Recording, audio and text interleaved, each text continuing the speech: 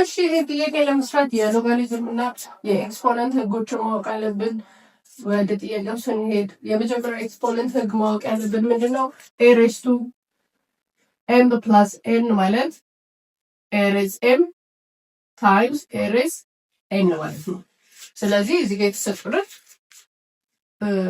ኤክስፕሬሽኖች ጠቅላላ በዚህ መተንተን እንችላለን ማለት ነው። ስለዚህ ምን እናገኛለን? 9 ሬዝ ቱ 1 times 9 raised to log of x to the base 3 minus 3 raised 1 times 3 raised log of x to the base 3 minus 210 is equal to 0 እናገኛለን ማለት ነው። እዚህ ጋር 9 raised to 1 is 9 times 9 ማለት 3 raised 2 ነው። ስለዚህ 3 raised to log of x to the base 3 minus 3 times 3 log of x to the base 3 minus 210 is equals to 0 እናገኛለን። እንደገና ደግሞ እዚህ ጋር ያለችን እቺ ኮኤፊሽንታችን ማለት log x to the base to raise to a to the base any base ቢሆን ይሄ እንዴት ነው የምናደርገው? እዚህ ጋር ኤክስፖነንታችንን ወደ ኮኤፊሽንት ቦታ እናመጣታለን። which means a raised to log of x እናገኛለን ማለት ነው። ስለዚህ እዚህ ጋር 2 times log of x to the base 3 ማለት ሁለትን ወደ እዚህ ኤክስፖነንት መውሰድ እንችላለን ማለት ነው። ስለዚህ ምን እናገኛለን? 9 times 3 raised to log x square to the base 3 minus 3 times 3 log x to the base 3 minus 210 is equal to 0 ታገኛለን ማለት ነው። ሌላኛው ህግ ደግሞ ማወቅ ያለብን a raised to log of k to the base a ማለት እዚህ ጋር ቤዛችን ተመሳሳይ ነው ማለት መልሳችን ምንድነው የሚሆነው? ኬን እናገኛለን ማለት ነው።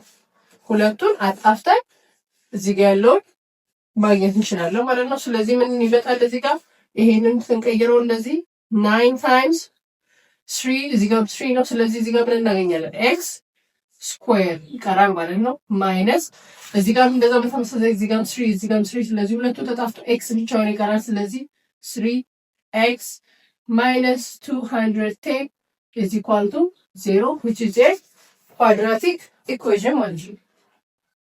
ስለዚህ quadratic equationአችንን ሶልቭ ስናደርግ ደግሞ መጀመሪያ ሁሉንም እናካፍላቸው። እስቲ ሁሉንም በ3 እናካፍላቸው።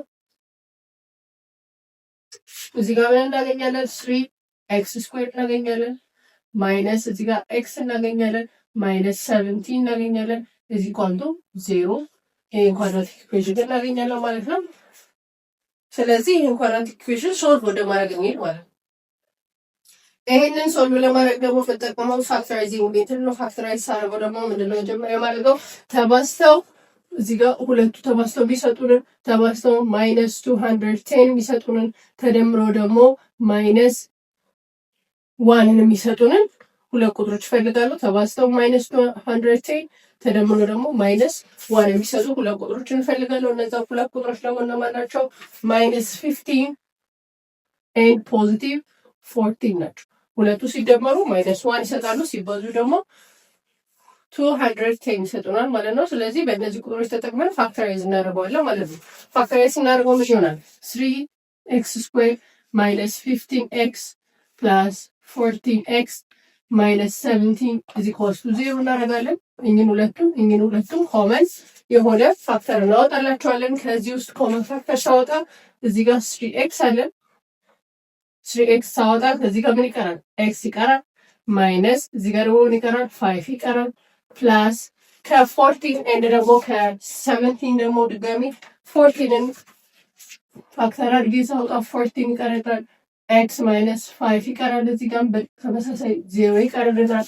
ስለዚህ እነዚህ ሁለቱ ኮመናችን ናቸው። ስለዚህ ምን እናገኛለን? x minus 5 times 3x plus 14 is equal to 0 እናገኛለን ማለት ነው። ስለዚህ let's solve for both x's ማለት ነው። እዚህ ጋር x minus 5 is equal to 0 እናገኛለን። x is equal to 5 ይሆናል ማለት ነው x ዋናችን። እንደገና ደግሞ 3x plus 14 is equal to 0 እናገኛለን። ለx ቷችን 3x is equal to ይሄን ወደዛ ስንወስደው minus 14 ይሆናል over 3 x 2 is equal to minus 14 over 3 እናገኛለን ማለት ነው። ስለዚህ የዚህ ጥያቄ ሶሉሽኖች የሚሆኑት minus 14 over 3 and 5 ናቸው ማለት ነው። ተመሳሳይ ጥያቄዎችን ከፈለጋችሁ ሰብስክራይብ ማድረጋችሁን እና የደወል ምልክቷን መጫናችሁን እንዳትረሱ። ቻው።